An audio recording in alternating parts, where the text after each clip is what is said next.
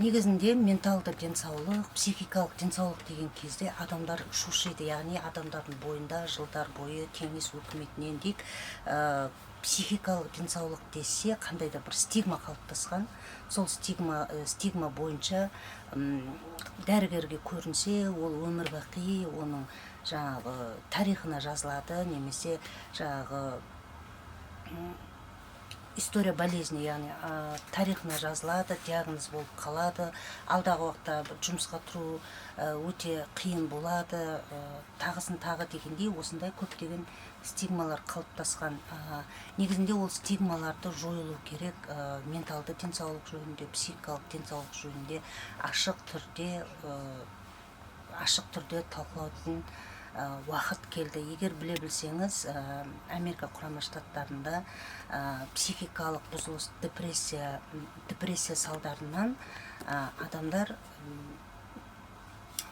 мүгедектік дейміз ба, инвалидность бойынша жұмыстан босатылатындай осындай жағдайға келді.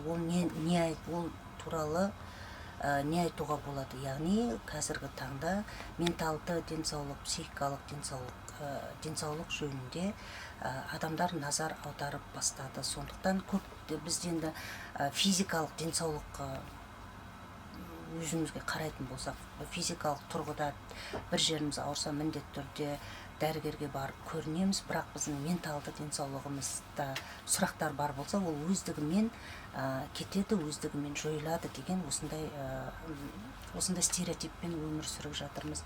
Негізінде олай емес, стигмадан арылуымыз керек. Қазіргі таңда менталды денсаулық бойынша уже барлық емханаларда қарапайым дәрігер сияқты, педиатр хирург, терапевт сол сияқты менталды денсаулық бойынша да мамандар қабылдап жатыр. Сондықтан көбінде, енді мен посттарда да айтып жүрмін ғой, көбінде менталды бұзылыстар ол жасөспірім балалық шақтан бастау алып жатады. Сондықтан балдарымызға мұқият қарап, балдарымызда қандай да бір менталды денсаулық бойынша сұрақтар туындап жатса, оны дер кезінде назарға алып, аударып отырған жөн. Өйткені әрбір адам менталды сау болуға лайықты.